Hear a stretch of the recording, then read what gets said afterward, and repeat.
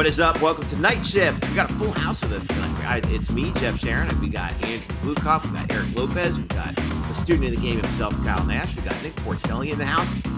Much to talk about with you as UCF begins its first road trip of the season. A couple extra days off. Knights are heading out to Boise State, Boise, Idaho, to play on the blue turf. We'll be talking about that, previewing that game coming up. We'll also be talking about UCF volleyball and soccer. Volleyball getting a win over Florida State earlier today.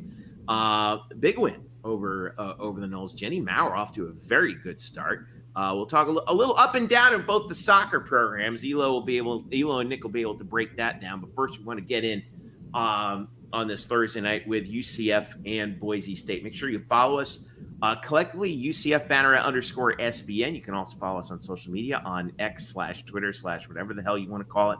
X gonna give it to you. I ain't gonna give it to X anymore. This keeps up. Threads, we're on Threads. I've been sharing some stuff on Threads. It's been getting some love here and there. We're also on Instagram, as well as our YouTube channel that we've been working on. So let's go ahead and dive in on UCF and Boise State. 7 p.m. on Saturday. UCF get a couple days off. They get to travel out to Albertsons Stadium, appropriate considering how blue it is. And check this out, boys. UCF coming off the 56-6 win over Kent State Golden Flashes last week. Meanwhile, Boise State got absolutely slaughtered in Seattle against Washington, 56-19. Michael Penix looked really good in that game, by the way, for Washington.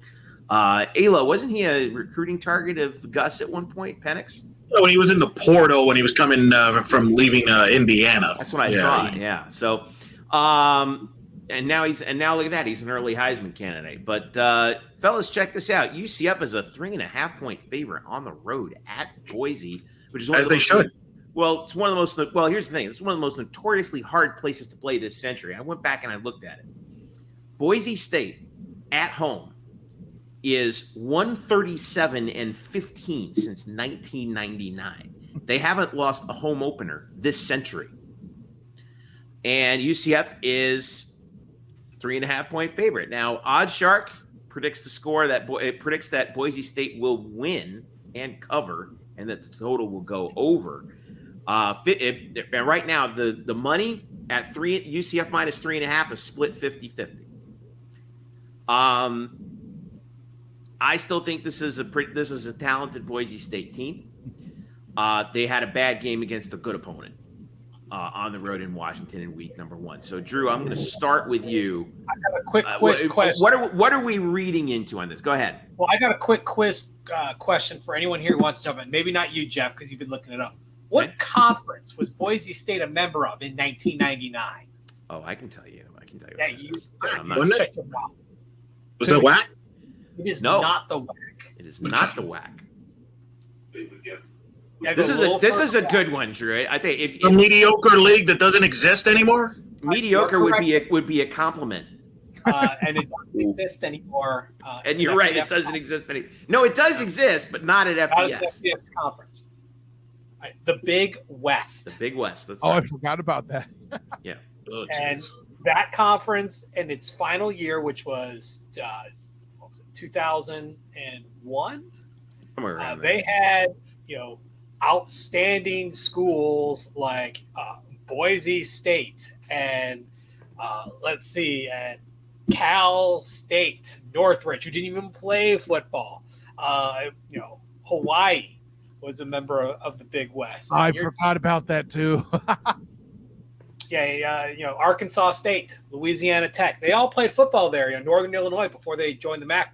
I should mention Boise State, Idaho was in this. Pacific was in it. They dropped football not all that long ago, right? They dropped at the turn of the century when the conference dropped. Right. Well, at the time that Boise was in the Big West, I know we're going far afield here. Utah State, Nevada, New Mexico State, North Texas was it. Well, we can now see why this league doesn't exist anymore. Thank God. A number of these schools, there was basically some of those schools have gone into the Mountain West. Fresno was in there for a time. San Jose State was in there. San Diego State was, but that was way back that they were in. Now they were long gone before. Yeah, they were long gone, but they were long gone Now it's all those Cal State whatevers. But anyway, Big West aside, now they got a Big 12 team coming into town. And listen, Boise, say what you want to. That's still a tough place to get to. It's still a tough place to play. I was surprised that stadium only seats about 37,000 because on TV it plays bigger than that, doesn't it? So, Drew, is Vegas? Oh, do you think Vegas might be overstating UCF minus the 3.5 here? Because I hate being a road favorite. Well, I don't like UCF's betting situation right here because aside from Boise never mind that. State, what about the actual game? Yeah, well, aside from the fact that Boise State has been historically very successful at Albertson Stadium up there, they're playing with. They came out. They're playing all blues on the blue turf, which of course does not help.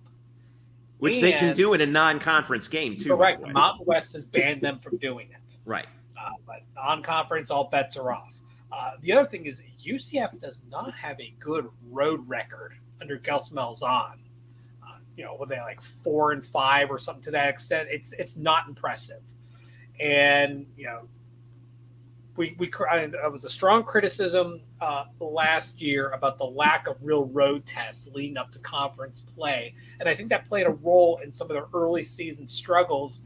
East Carolina, where they just could not handle the road atmosphere. This actually is well placed to lead up towards the Big 12 because you're seldom finding a home field advantage as strong as Boise State's, but this is not as collected as a team. I mean, they gave up a lot, but UCF may have a very dynamic team. You have a quarterback in John Rice Plumlee who can throw for 250 yards and run for 100 on any day of the week. But this is, it's going to be a very run-heavy game. The real question is, can UCF establish momentum early and maintain it and not allow the crowd to get the team back into it? Because that's always the challenge on the road. And UCF has really failed to do this on a consistent basis. Elo, you seem low on Boise State. Yeah, they're mediocre. They haven't been Boise State for a while. They went 10-4 last year, I should mention. Yeah, it's mediocre. If you look at their schedule, they should have done better. And they're only 10-6 in their last 16 home games. And when is their last big win? They haven't had a marquee win. In fact, I was just talking to BJ Raines before the show. I mean, there's fans that want their coach gone. He's in the hot seat now. They've had 10 losses the last 3 games. I mean, it used to be when Boise played a marquee game, people thought they had a chance to win. Now they're accepting getting destroyed by Washington. I don't think they're physical. They're young in the secondary. They lost guys to the NFL from last year's ball club. Now I expect this is a defensive team last year too. They were pretty sixth good, in the pretty country good, in defense. Pretty good. But the bottom line is UCF has better personnel. They should win this game. Now that you're a big boy, now that we're a big boy, here it comes. You got to win these games. You got to win these games up front. You got to win this game. We have better personnel. And by the way, Boise only feels like 36,000. Like, trust me, we'll play in tougher places later in the year. Yeah. Well, we're going to be playing in Norman, so. Eric, I got to disagree with you a little bit there about they haven't played marquee opponents. No, one against marquee opponents. Yeah. Well, they, 2021, obviously 2 years ago, they had multiple wins against ranked opponents. Who? BYU, who was ranked 10th at the time, and then Fresno State, who was 23rd. Oklahoma State, before they had they took them to the wire. I mean, and that was.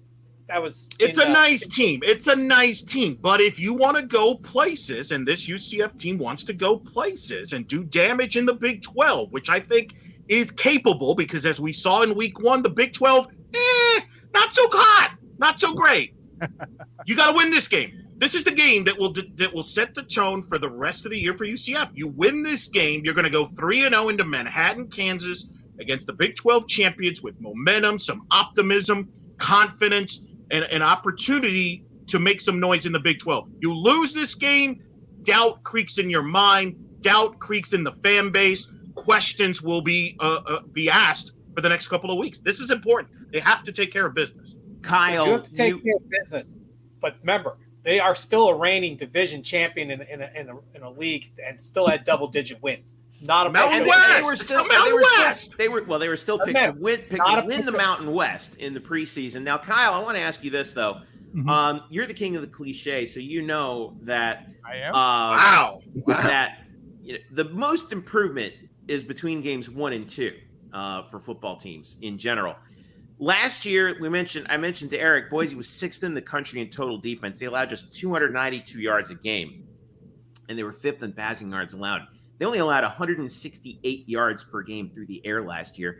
Last week, they gave up 498 through the air and 568 total. They actually outrushed Washington by 60 yards and still lost. So, which Boise defense do you think is going to show up? And given what we saw against Kent State, Kyle, is this when maybe we'll take the wraps off JRP's arm even more here? Well, so a couple things. I love that you dropped the stats that you did about the way that Boise was able to run the football, because where they live is in the trenches, which I know sounds weird. We're going to care about the trenches, guys. Look out. But listen, the main reason why Boise State got beat, to Elo's credit, is the Mountain West doesn't typically have a quarterback on the other side that is Heisman Trophy worthy, okay? I'm on record on other podcasts already saying that if Caleb Williams does not win it because his defense improves, as one would allege that they will with all the transfers they got, that Michael Penix Jr. is next in line to win the Heisman in question, and Boise State's secondary made me look brilliant. However, early part of the game, because I actually watched some of it, I know, brace yourself, but I actually watched part of the game, and in the trenches where I thought Boise State looked best, which means if you want to make them submit, you got to score points at a high clip, and you got to do it in the air. And this is where that little extra touch that John Rice Plumlee has put on his passes will truly be tested, and can he deliver? I'm not saying that Boise State secondary is Kent State. I'm not saying that, but this is the kind of test where you say to the coaching staff, listen, you promised us as fans, if you are a UCF fan, that we were going to see balance, we were going to see touch, we were going to see more airborne attack from this offense. You saw Xavier Townsend do what he did. How will they key him? And will that open Hudson on the outside? You know, all of that is going to come into play here. Oh, by the way, Alec Haller is still a thing. I think he'll have an impact in this game. Javon Baker, too. Baker as well, thank you. And with all that in mind, the big thing that you want to circle, all the other stuff is nice. I think it can't deliver if that big improvement from week 1 to week 2, Jeff, happens on UCF's offensive line. Today, I think they get crushed in the middle, and JRP is going to have to roll, maybe get some more plays to the outside. Listen, all the other stuff about what conference you play in and all these other peripherals, I'm not saying they're not important, but that has to be solved first before any of these come into play. Though you're not sold on the UCF line, it sounds to me. And listen, as somebody who does data for a living, I wouldn't know how to line this game. You know, UCF played somebody awful and had 3 turnovers. Meanwhile, Boise State played somebody awesome with an awesome quarterback at least, and still hit them in other places on the stat sheet and in their performance that went unnoticed only because Michael Penix lit him up. So I think I would have given the 3.5 in favor of Boise because of the home field, which tells me they would get a touchdown in the bounce house. That doesn't sound right to me. I want to come back to Drew real quick, and then Eric. Now, Drew, you know who Boise State's defensive coordinator is, don't you? He's technically not their defensive. Well, he's their run game coordinator. Okay. You're talking about none other than Eric Chenander. Eric Chenander, that's right. Who was hired this year to run Boise State's defense. And, of course, and look, Chenander's defense did some really great things for UCF in 2016 and 2017. Let's not take that away from him. But one of his hallmarks was they gave up a lot of yards. Mm-hmm. Yeah. So they also created a lot of turnovers. That's true also. And that is a key factor in this game, protecting the football. John Rice Plumlee did turn the ball over. against Kent State. Can't do that on the road regardless of the opponent. If UCF turns the ball over in that stadium, that will be a big problem. And I think Chinander, look, both teams are going to move the ball. It's a question of turnovers, and I think the line of scrimmage play that will decide. Well, here's the other thing, though, Eric, that I wanted to bring up to you, because you've always harped to me over the years that what does UCF have the most trouble with? And that's dual threat quarterbacks. Mobile quarterbacks, correct. Yep. And we have a guy in Taylon Green. Now, he did not have the greatest game in the world against Washington. The 2 interceptions he threw were pretty much game breakers, but he wasn't bad. And this guy was picked as a preseason guy to watch. He's on the Maxwell Award list. He's on the Walter Camp Award list. David O'Brien. He's a big dude too. Did you see his? He's 6'6". And last week, 19 to 39, 244, 1 touchdown, 2 picks. I thought that the real problem was they just couldn't convert third downs last week. Well, they threw a lot. They didn't try to run the ball. I expect them to try to get back. They did try to run the ball, Elo. They couldn't late. When you're getting bombed, you're down to. Well, early though. Early in the game. I thought 4 touchdowns in the second quarter, but they were up 6-0 at the end of the first. Correct. Yeah. Once you have that huge deficit, I mean, you end up going to the air, and then fourth quarter the wheels fell off. That's where it was. It's like it felt like their secondary fell apart in that second quarter. The numbers disagree. It's a young secondary. Boise actually ran for more yards than Washington, right? Isn't that what you said, Jeff? Well, they outrushed Washington by 60, but the thing was Washington didn't run for that much. Right, yeah. They only ran for 70 yards in that game. Which means they ran for 130. That's not a horrible clip. Yeah.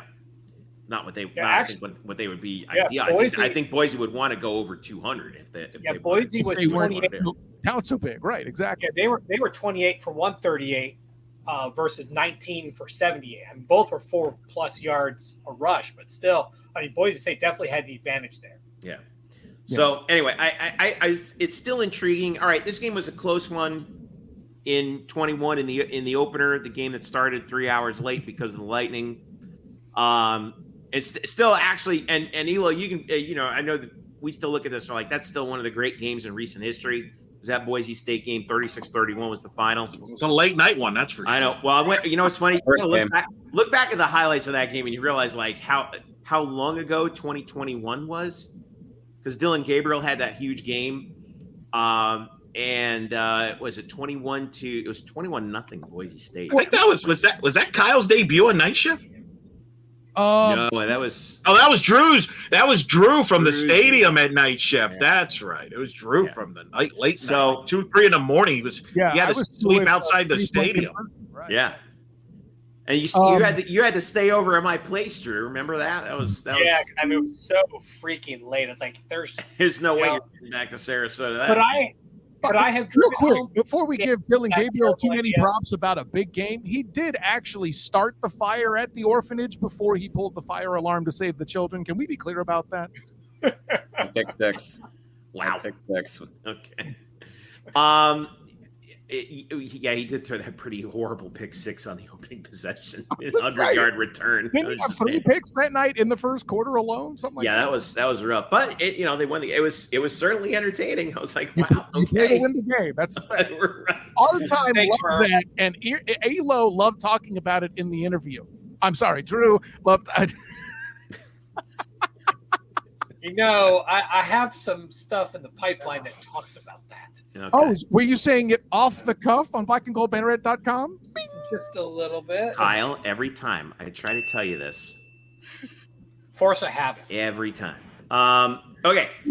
So let's wrap this up by talking about by giving some predictions here. I know you guys have your predictions up on the roundtable, but we'll get you on the audio record, and we'll get no Bing for the roundtable. We'll get Nick at Night in here as well to talk about this. But I want to start with you, Elo. What do you got on this game? You think the over under in this game? Good. Let me get that for you. Hang on. As soon as my cursor. I will make this guarantee. Not as many people will watch this game as they did that late night UCF Boise game in 2021. The over under is 60.5. Oh, I'm going over. That's an over. I feel confident about the over there because I think both teams have questions in the secondary. Who knows? Maybe both. There's both offensive lines push around the D lines. We'll see, but I could see this being like a 41-28 type of game. Look, I think this is an important game for UCF. They must win this game. You cannot. The days of hey, it's okay. It's a non-contest game, yes. Eric. No, not anymore now. Because if you lose this game, questions about how you perform on the road are still out there. You're going to the Big 12. This could be the difference between going 8-4 and 9-3 and going 6-6. That's a big difference here. I really think that this team has to prove it can play well on the road. To Drew's point, to Kyle's point, it's got to play well in the line of scrimmage. And John Rice Plumlee, who I think looked good mechanically, has to show that he's making good decisions. You cannot, if you struggle with all of those aspects of the game, trust me, the fan base will be livid. And I think there'll be a lot of questions for the coming weeks going into Kansas State on how good this team even is. Yeah, well, I mean, you talk about Jared. I mean, if we're being honest, I thought those 2 picks that he threw against Kent State were just him getting greedy. Right. Yeah. It was more. The hell is Kent State? Let's give it a shot. Yeah. And sure, I can make that throw. There's a credible source that even used the word greedy to describe it, and that would be they were yo throws. Yeah. So. YOLO. Plus the line. I will say this: the coaches have pumped up this line, this offensive line, how it's the most depth and this or that. We got to see it, right? And we got to see it on this tape. This is the first real test, though. Well, Kyle will know this because I'm going to give Kyle a lot of credit. No one is better, and Drew, at seeing the line play early. I sat next to Kyle at Campy World Sunday night for the FSU LSU game, and to Kyle's credit, in the first quarter, he called it. You called it, Kyle, that FSU's line was dominating LSU, and that would take its toll as the game went on, and it did.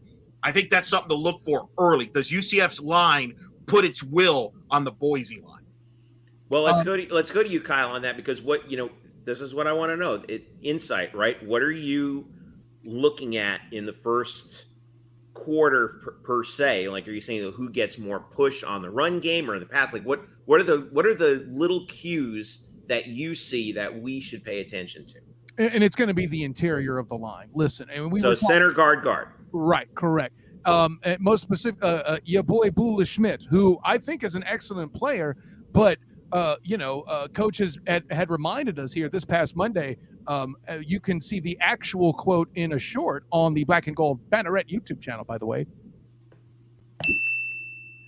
where he talks about Bula Schmidt's only been playing at that guard spot. They've thrown him in the past week and a half. The depth at the interior line is great, but guys are still trying to gel. You got Schmidt playing in a different position where at one point we're talking about him battling at center. Now he's moving over to guard, which, Drew, I know you're going to say that's not big a change. I get that. But no, it's a huge change. Okay, fair enough. It's a huge change. Drew agree that's a big effing deal. So there you go. Nice. Well, massive change. But that being Drew, you would know. Yeah, right. And I'll say this. There was some push in the offensive line through the middle that did look bad at times. Some of it is trap blocks. Some of these are intentional gaps that are being used to give John Rice Plumlee or a runner the appropriate room to get outside or do something else, have a defender over pursue, which I would expect the Boise State to do up front. They're going to be anxious to get to the quarterback because they know they have to account for a weaker secondary behind them. But for every bit of complaint I have on the offensive line, Jeff, I am all about these defensive tackles. Lee Hunter leading this group in tackles can tell you what they can do in the middle, and their main job is going to be to flush Boise State's guy, 6'6", be damned. Him versus Josh Saliskar, I still got Josh Saliskar being able to bring him to the turf. Yeah. Drew, what do you think here? I mean, is this?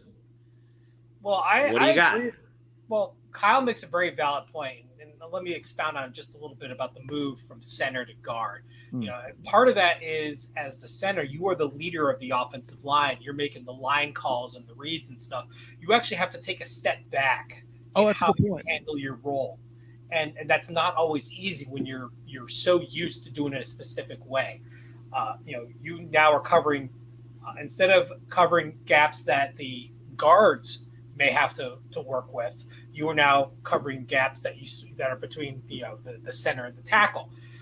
Different thing. If you actually look at some of the early plays, you can tell Schmidt was out of position a few times. Yes, and like that huge run that John Rice Plumlee ended up having because he made the read, did not hand the ball off to R.J. Harvey and ran. Harvey became a basic ad-lib blocker. Was a blown blocking coverage by Schmidt. That's the lottery ticket we talk about, right? Yeah, as the game wears on, you start seeing a little more solidified as far as the line holding their own. Now, that's partly because Kent State just getting tired. They don't have depth. But the other thing is you're giving him valuable experience. Nothing beats the game time experience of picking this stuff up. And being a good player like Schmidt is, he's been very quick to pick it up. But there were mistakes, and there's probably bound to be more mistakes. It's just the natural thing. It's going to happen as you're still learning a new position. You just have to be ready for it. And I think they're building that in a little bit. And this is why John Rice Plumlee has always won that starting job. I don't get all these Mikey Keene fans, but the punchline is this. I asked Tylen Grable on Monday what it's like having JRP behind him as an insurance policy. I didn't need the rest of his answer. I saw the big toothy grin he gave me when I brought that up, and you could check it out for yourself on the Black and Gold Banneret YouTube channel. Now, I do want to point out that on the round table, which had myself, Nick, and Kyle, we all took the under on the score predictions. Unlike Eric here, he's going with the over. I went with 31. I think Elo, you saw Eric Shenander, and you're like, over. Well, he's not the main defensive coordinator. He's basically still there. Well, I know, but I mean, I do have questions of both secondaries. I think there's questions on both secondaries here that I could see some blown cover. A question of then it becomes a question of both quarterbacks too. Can they take advantage of that? I think JR took advantage of it last week, and Green did not. Yeah, UCF short range passing last week. Very suspect that they gave. How many big plays did they give up, Drew, that either were submitted to a drop or not submitted, but taken back due to a drop or a penalty? That 74-yarder that Kent State dropped, there was a penalty, which I don't know that I necessarily saw, but I didn't have the best angle, It's funny, as much as you try to get away from analyzing the game, you analyze the game. I use this play as an example because I'm sitting there in the family room with my wife watching this game. And the flag happens, and I get up and I'm walking to the TV pointing at everything. Yeah, this guy is this far downfield. That's a flag. Just on that play, because she's like, "Well, what happened?" And I explained the illegal man downfield. It was definitely the correct call. No, that's not what I mean, though. And you're right; it was the correct call. I don't mean to allude that it was a wrong call. What I mean to allude to is it had nothing to do with the goddamn play. Oh, well, I mean that happens all the time. You have it does, but that's the point. Somewhere, and it just negates everything. It's like right. Really? But that's the point. Again, the secondary still got beat for 74 yards on that one, and they were bailed the F out, but it's not on the stat sheet. And it was a short. Right. They're not going to get away with that against Boise. They're not going to get away with it. But I got to tell you, that was a short route across the middle, right? And like many of the plays, they were very slow to react to that short third across the middle, and all he did, he had the angle and turned it up the field. UCF's going to really have to tighten down on that. Yeah. All right. D-line's got to help. D-line's got to help with that too. I mean, all the hype, they got to show up. And they had 14 tackles between the top two guys with Saliskar and Lee Hunter. I mean, I see them coming out again and being big. If your D-line's leading the team in tackles, I'm cool with that. If it's a defensive back, be worried. You're welcome, Drew. 7 p.m. kick on Saturday. Same broadcast crew as last week, Elo, right? And they're Eric Collins and Devin Gardner. Yeah, they'll be doing it from a Charlotte studio. What you mean they're not? They're from Charlotte. And I thought Fox was in Connecticut. Apparently, they did it from Charlotte. I don't know why. I don't know the backstory on all that. But it's going to be a remote broadcast from what I've been told, and that's Fox. And I wrote about this on Black and Go Banneret. A lot of the FS1 sports broadcasts, whether it's college football or even baseball, they will do remotely because they don't get big audiences. And I don't expect a big audience for this game either, quite frankly. I think it's going to do a bad number when you consider the competition it's going up against, Texas and Alabama being among them. But also Oh yeah. You have Oregon at Texas Tech. You have, there's games on all three broadcast networks. I mean, this is not even the marquee Mountain West game. San Diego State is hosting UCLA on CBS, so it's going to not do a big number. And I think Fox's philosophy is if not a lot of people are going to watch, then why send the broadcasters? Well, here's the thing: you're always going to be up against some sort of big game. I mean, that's just the nature of the beast. They got to get stuck out of television purgatory. I mean, this is, remember, Mountain West television deal. That's where this is coming from. But UCF just has to, you win, you're going to get, better notoriety, better television options. Well, here's the thing, though. I mean, these are two, considered, two of the more interesting non-traditional programs, I think you could say. But I thought, Eric, I want to ask you about this real quick because it was quite clear that the quality of the show last week was not as good as what we've seen from the ESPN networks because they were remote. Like, for example, when the Rocket went up late in the game, they were like, whoa, what's that? Like, they had no idea that was happening. Well, and that's not the broadcaster's fault. It's somebody who's done a remote broadcast. You're at the mercy of what you see in the camera. So I'm not blaming the broadcasters for that. That's just many of us are, Elo. I think what we're just saying, like overall, the overall quality. I mean, there's only so much that you can see on those monitors, right? Sure, so, exactly. Yeah. That's the direction. A couple times they missed some flags they couldn't see because they weren't on screen. Right. Correct. 100%. But guys, for all the things we say about FS1, at least it's not Cincinnati at Pitt on the CW. Oh boy. That's going to be interesting. I mean, that's the ACC deal. That's going to be interesting. To be fair, that was also on broadcast television. Let's be fair. Yeah, but are people even going to realize the game is on? I know I didn't. That's the question. That's the question. Yeah. That's the challenge. We'll see because technically CW is in a lot of homes. So, but right, yeah. But you're right. Nobody knows about network. Here's Did you know that FS1 is actually more available in homes than ESPN, not including the Spectrum? Correct. But the problem is, this is a weird time now in college football because there's so many new, like Ohio State played on CBS, which was weird. Like there's games on NBC, which is weird. We're all trying to figure out where all these games are now. We got used to it, and then the contracts all changed, and we're like, wait a minute. So the Big Ten's on NBC now, and these guys are over here, and the CW has games, but again, FS1 is not one that's going to draw big ratings. I would compare it to viewership to like ESPNU, maybe an ESPN2. Your goal of your UCF, hopefully down the road, is you get to be on Fox, the big Fox, or the ESPN channels.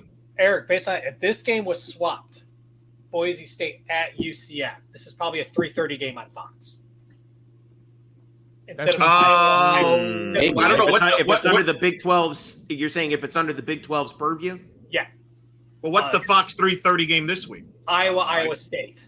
I don't know. They love that Cy-Hawk game. They love the Cy-Hawk. Iowa is that gets a lot of attention. I don't know. Product is so bad. Actually, if this game was at UCF, it wouldn't even be played on a Saturday. It would be the Friday night game after the USO. It would be on ESPN2, probably. There is no. Well, you don't see many. Yeah, maybe Friday night games this year. Big 12. You're not going to see many Friday night. Now the new contract, when it kicks in, you're going to see more of those weekday games. Okay. All right. 7:00. FS1. Be there. Be square. Already some folks up in Idaho right now. I'm interested to see how they go through the report of that. By the way, good luck. Good luck getting back, man, because that's a hike out there, man. It's not exactly like there's a major international airport anywhere near Boise, Idaho. But listen, shout out to the UCF folks who are up there because you guys are diehards, man. I mean, that's those are real ones. That's quite the path. Yeah. Quick concept for context, Jeff. I believe the equipment truck for all for the team's wares and all they need left on Tuesday. That's 36-hour drive. Yeah, 36 hours. Yeah. Yeah, and that's northwest. I mean, you're going through Godfrey out there, man. I mean, it's a hell of a drive, right? I mean, Drew, would you agree? Had UCF known they were going to play in the Big 12 this year, this game would not have even been scheduled. This would not have been scheduled. Well, but Danny, if they knew ahead of time this would have been a Power 5 game because the Big 12 requires in their schedule that you have to play one Power 5 team out of conference. They gave UCF a waiver because this was already pre-scheduled. But if you look at all their future schedules, there's at least one Power 5 opponent in each of the non-conference slates going forward. But to Elo's point, I think he's absolutely correct. Fair. Yeah, that's probably pretty fair. I would think that's pretty fair. I mean, fair. we'll never go back there. We will never play another game there ever. Let's be careful with never ever. Somebody really did a bad job if we're going back there. I say never say never. You can't say never. I gotta go with the random team getting elevated. No. Yeah. Boise might become Power 5 school one day. You never know.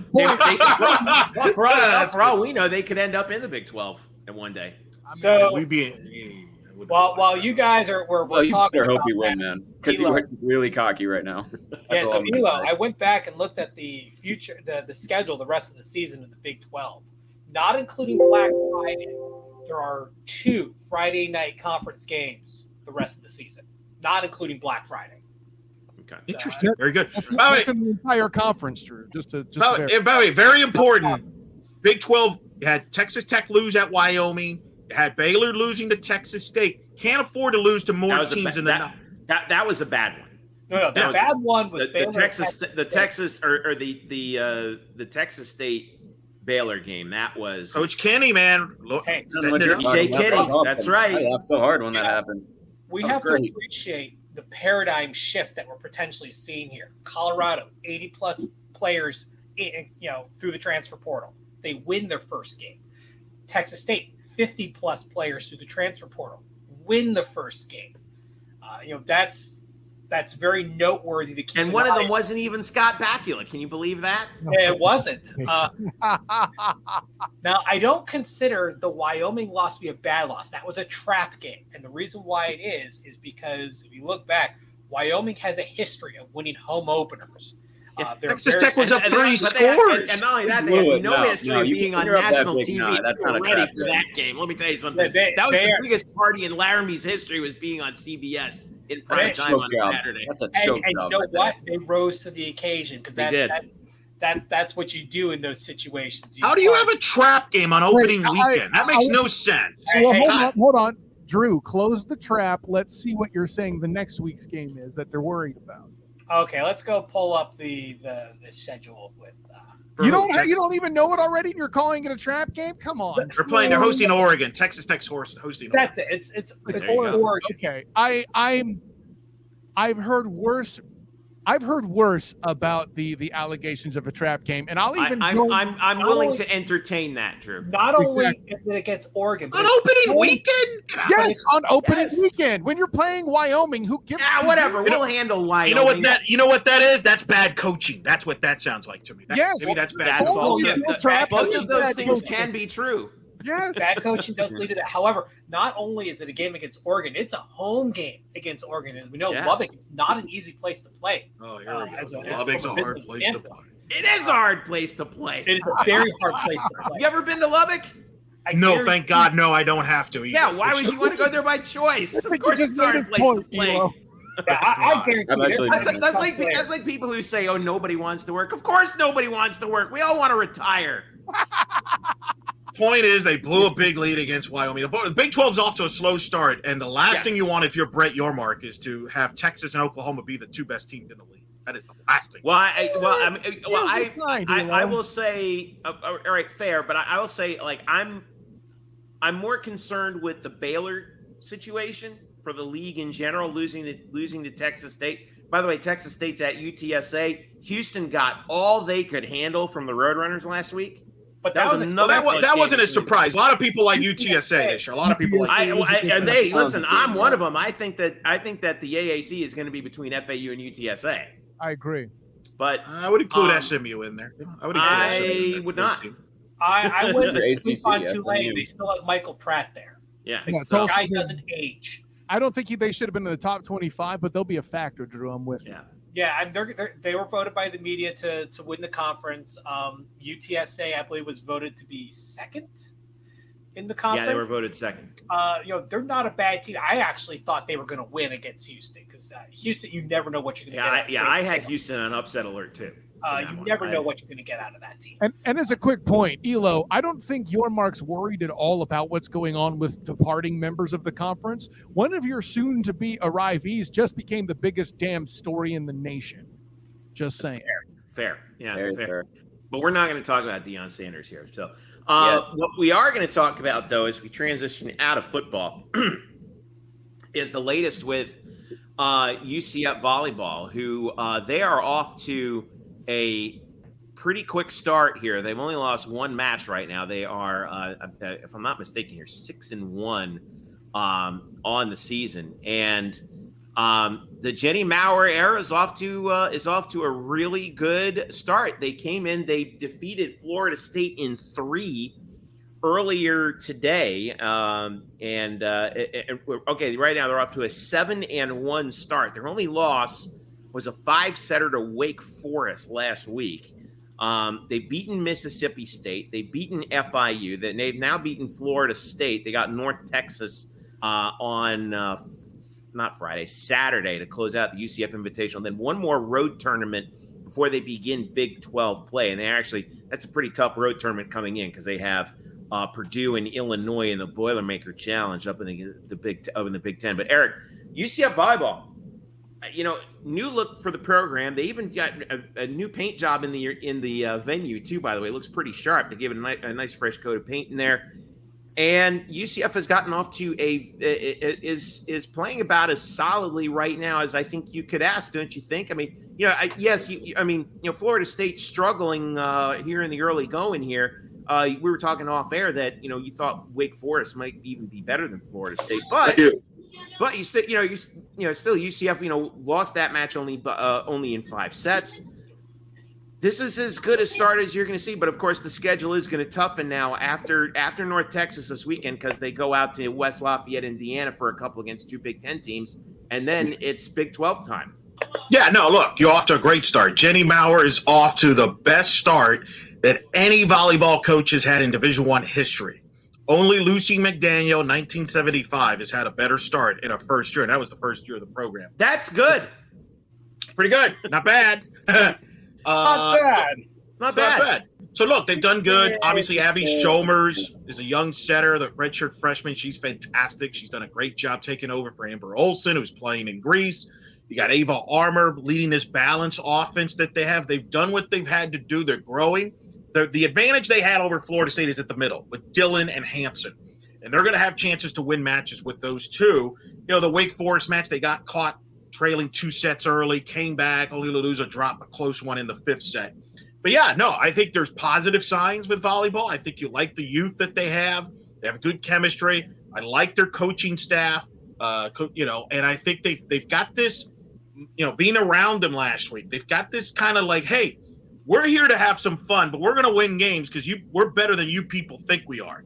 And I think there's this camaraderie with them that, honestly, it's very refreshing with them. And I think they're playing loose. Now, you're right. After North Texas, it gets real serious because you got Illinois and Purdue, and then you go to the Big 12 slate. The good news is that first half of the Big 12 is actually manageable. It's the second half of that Big 12 schedule that gets really rough. When you're talking about the BYUs, Texas, Iowa State, Kansas, that is a rough finish. But, hey, man, this is a team growing, which is good. So, Eric, I got to ask you, the team coming in this week, receiving votes in the top 25. They got one more match. Obviously, the North Texas one you talked about, that's scheduled for, Saturday. They win that. Do they creep in the top 25 at this start, or do you think they still are going to be on the outside looking in? Yeah, no, they'll be on the outside looking in. Now, if they were to beat like Purdue next weekend, now they'll be in the top 25. What if they split next week? No, they won't be top 25 if they split. I think they got, especially if the win is against Illinois, whereas Purdue would definitely register a lot louder. But again, I'm not as concerned about that. What I'm concerned more is the win-loss, stacking up the win-losses by the time you get to Big 12 to stay above. Because I think if this team could stay above 500, steal some wins at home, because I think they have a great home court advantage, this team will be a postseason team. I don't know about NCAA, but it'll be a postseason team the way they're growing, if they continue to grow with the Ava Armour and Abby Shomers, who I believe is now the future of this program for the next 4 years. Yeah, I mean, that's, we talked about that before, Eric. Like, Jenny's biggest strength is she recruits the hell out of everything, and that's what they needed to move into the Big 12. Was it suddenly becomes about recruiting, and Ava Armour has been very solid. But you talked about the players who we've seen from before. Chloe Shear on defense, I think has been really outstanding this season. And it's senior captain, veteran presence, man. That's something that they needed to kind of stabilize things after you lose Melville and Olsen. Who's the one who steps up and tells everybody what for? It's been Chloe. Yeah, no doubt. First captain libero since Jordan Pingle, 2018. So Chloe's done a nice job. Like I said, it's a nice tight group, but it's going to get challenged next weekend. I expect them to beat North Texas, but next weekend I think we're going to learn a lot. They'll be on Big Ten Network, by the way. Both those matches will be on Big Ten Network. So I think we'll learn a lot about this team. Okay. All right. Soccer. Let's dive in on the men because they, they have a heartbreaker actually the other night against FIU. Top 11 matchup. Nick Porcelli is in the house also to talk about this. All right. They're playing FIU. UCF is up to number 6 in the country after beating NC State 3-1. Okay. They play FIU. FIU comes in number 11. Knights jump out to a 1-0 lead. Under 10 minutes to go. In fact, close to 7 minutes left. They jump out to a 2-0 lead on as good a free kick goal as you're ever going to see from Beto Edrock. I mean, if you haven't seen it yet, go back and take a look. In fact, we have it in the nightcap as one of our plays of the week this week. But then about 4 seconds later, FIU scores to get within 1, and then about a minute later, they tie the game.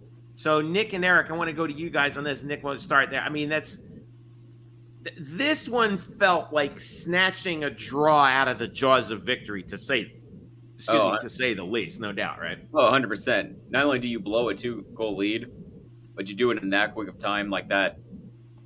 It's only been a few days since then, and I'm still a little pissed off about that. But Eric, let me ask you this.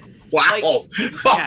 Nick bringing the heat. But Eric, but let me ask you this too. And Eric, I want to ask you this too. Is again, this kind of comes back to remember the women's game earlier in the season. I forget who it was against already, but Georgia.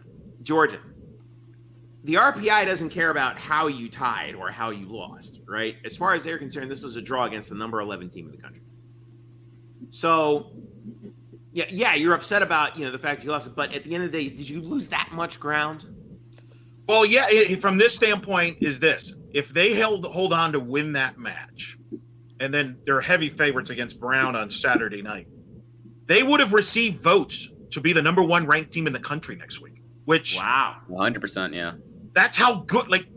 That's how good they were playing. If you beat FIU with the win over Clemson and NC State, they were number 1 RPI going into that match. I know it's early, but the point is that's the type of win that gets you number 1. Now, is it the end of the world for them? No. But, you hate blowing 2-goal lead. That's like blowing a multi-touchdown lead late. 7 minutes. Yeah. Just boom. So that being said, they're 3-0-1. They're going to host Brown this Saturday night. They need to take care of business there because after that, we talked about volleyball. They could have a manageable first half of the Big 12. Men's soccer, here's their Sun Belt, how they're going to start after Brown. Next Friday night, host number 16 West Virginia. Mm-hmm. Then they go on the road to number 2 Marshall. Then they go on number 2 Marshall, ladies and gentlemen. And then you go to Kentucky, who's ranked in the top 25 as well. So by the end of September, we're going to know about this UCF men's soccer team, whether they're a conference championship contender or are they a college cup contender. We'll have all these answers by the end of the month. Okay. Mm-hmm. Women's soccer. Go ahead, Nick. I'm sorry. Yeah, before we move on, I think the way we should all just look at the FIU game is it's frustrating, but you know what? It was from a talented team, and honestly, if that's going to happen, I'd rather it happen now than. Well, FIU is really good. They're the favorites in the American for a reason, and I think what we're seeing is this development rivalry. Yeah. Yeah.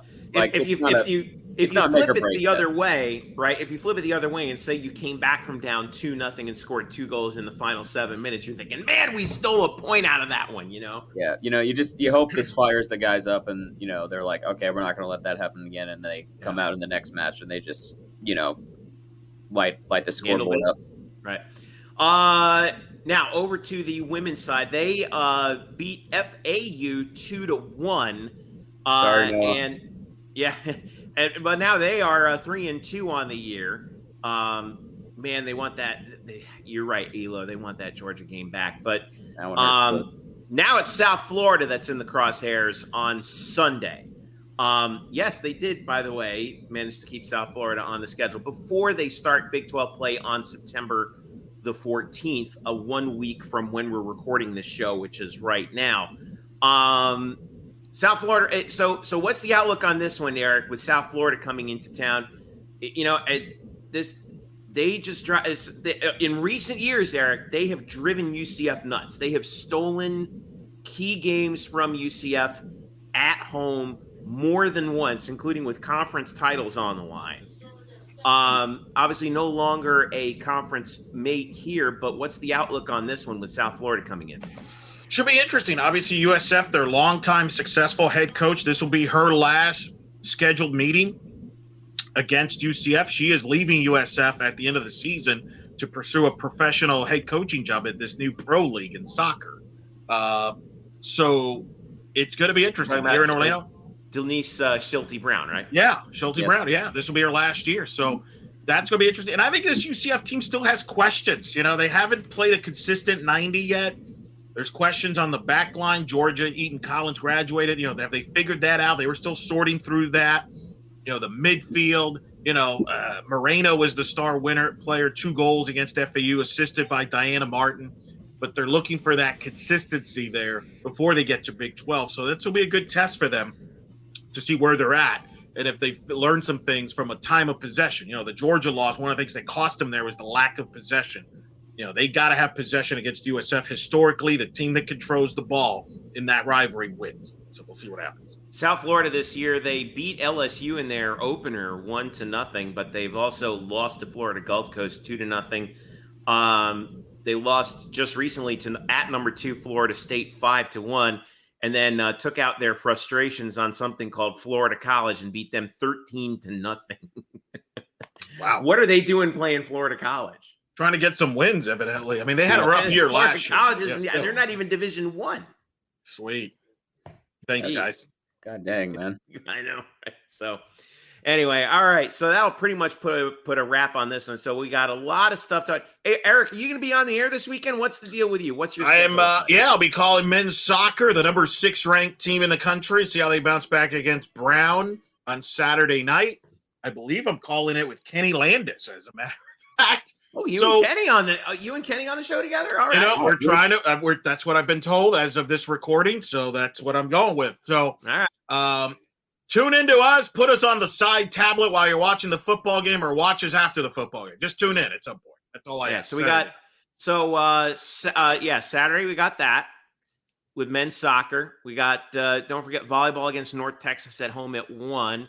UCF Boise State in Idaho at 7:00 on FS1. And then, of course, Sunday women's soccer, 6 p.m.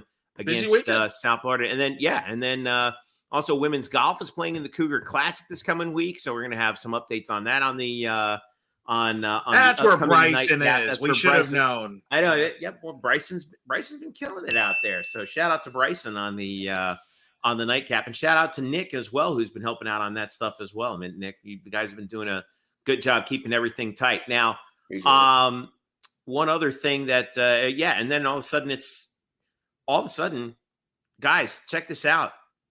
Thursday, September 14th, 1 week from the night we're recording the show, UCF's first ever conference event in the Big 12. Women's soccer, 6 p.m. next Thursday against West Virginia. History for the UCF athletic program. All of a sudden, here it is. Like, wow. It is happening. All right. Huge thanks, everyone. Thanks to Drew, Statboy Drew. Thanks to on social media. Thanks also to Kyle at the SOTG for the student of the game. Nick is at Nick Porcelli 2. Eric's at Eric Lopez Elo. I'm at Jeff_Sharon. Also follow Bryson at It's Bryson Turner. You can follow us collectively at UCF Banneret _SBN. And don't forget to follow us as well. We are on Threads, Black and Gold Banneret. You can follow our YouTube channel where we have all the latest stuff that we're putting up. And you guys have been doing a great job of getting the shorts up there too from the media availabilities, which has been fun. We also have, we're also on Instagram. We're getting our photos up there. Brenna Johnson took some amazing photos from the Kent State game. She's going to get those up there on our Insta. Derek Warden's also going to be taking photos this year. And Chris also as well. I mean, this is going to be great. And then, like I said, with all the, with all the rest of you guys, we got you covered on them. As fragmented as the social media landscape is nowadays, we've got you guys covered on all of this. So, for all of us here at the Night Shift podcast and Black and Gold Banneret, for Kyle and Drew and Nick and Elo, I'm Jeff. Thanks for listening. We will see you again next week. Enjoy the weekend. If you're out in Boise, travel safe. Good luck. Yeah, have fun. Bring back a piece of the blue turf. Actually, don't. They might get you in trouble.